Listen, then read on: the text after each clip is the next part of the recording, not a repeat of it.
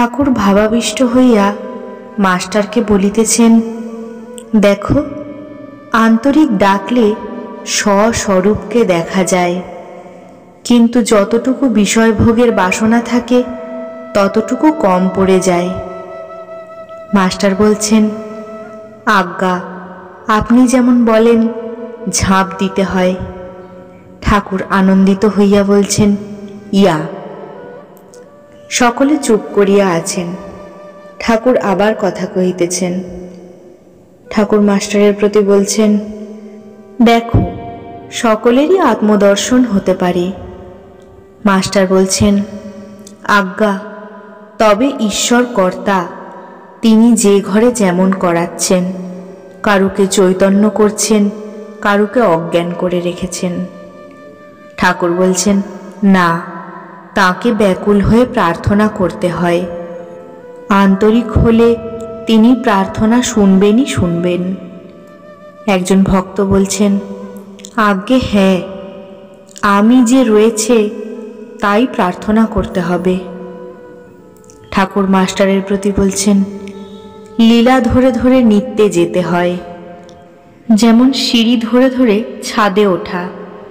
নিত্য দর্শনের পর নিত্য থেকে লীলায় এসে থাকতে হয়, ভক্তি ভক্ত নিয়ে। এইটি পাকা মত।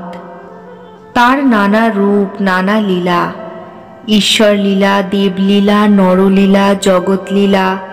তিনি মানুষ হয়ে, অবতার হয়ে যুগে যুগে আসেন প্রেম ভক্তি শেখাবার জন্য। দেখো না, চৈতন্যদেব অবতারের ভিতরেই তার প্রেম ভক্তি আস্বাদন করা যায়, তার অনন্ত লীলা। কিন্তু আমার দরকার প্রেম ভক্তি, আমার ক্ষীরটুকু দরকার। গাভীর বাঁট দিয়েই ক্ষীর আসে, অবতার গাভীর বাঁট। ঠাকুর কি বলিতেছেন যে আমি অবতীর্ণ হইয়াছি, আমাকে দর্শন করিলেই ঈশ্বর দর্শন করা হয়? চৈতন্যদেবের কথা বলিয়া ঠাকুর কি নিজের কথা ইঙ্গিত করিতেছেন? ঠাকুর মাস্টারের প্রতি বলছেন, মণিমল্লিকের নাত জামাই এসেছিল, সে কি বইয়ে পড়ে এসেছে, ঈশ্বরকে তেমন জ্ঞানী সর্বজ্ঞ বলে বোধ হয় না। তাহলে এত দুঃখ কেন? আর এই যে জীবের মৃত্যু হয়, একেবারে মেরে ফেললেই হয়, ক্রমে ক্রমে অনেক কষ্ট দিয়ে মারা কেন? যে বই লিখেছে সে নাকি বলেছে যে আমি হলে এর চেয়ে ভালো সৃষ্টি করতে পারতাম। মাস্টার হাঁ করিয়া ঠাকুরের কথা শুনিতেছেন ও চুপ করিয়া আছেন। ঠাকুর আবার কথা কহিতেছেন। ঠাকুর মাস্টারের প্রতি বলছেন, তাকে কি বোঝা যায়গা? আমিও কখনো তাকে ভাবি ভালো, কখনো ভাবি মন্দ। তার মহামায়ার ভিতর আমাদের রেখেছেন। কখনো তিনি হুঁশ করেন, কখনো তিনি অজ্ঞান করেন। একবার অজ্ঞানটা চলে যায়, আবার ঘিরে ফেলে।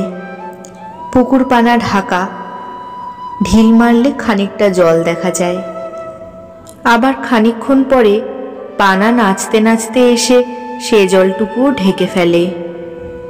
যতক্ষণ দেহ বুদ্ধি, ততক্ষণই সুখ দুঃখ, জন্ম মৃত্যু, রোগ শোক।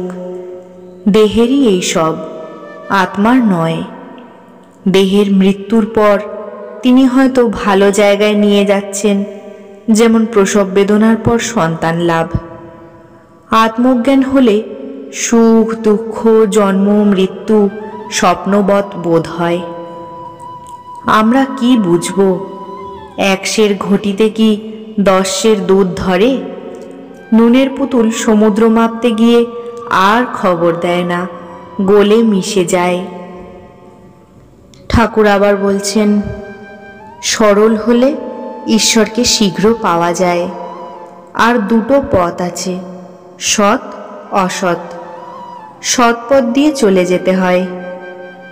মাস্টার বলছেন, আজ্ঞে হ্যাঁ, সুতোর একটু আঁশ থাকলে ছুঁচের ভিতর যাবে না। ঠাকুর বলছেন, খাবারের সঙ্গে চুল জিভে পড়লে মুখ থেকে সব শুদ্ধ ফেলে দিতে হয়। মাস্টার বলছেন, তবে আপনি যেমন বলেন যিনি ভগবান দর্শন করেছেন তাকে অসৎসঙ্গে কিছু করতে পারে না। খুব জ্ঞানাগ্নিতে কলা গাছটা পর্যন্ত জ্বলে যায়।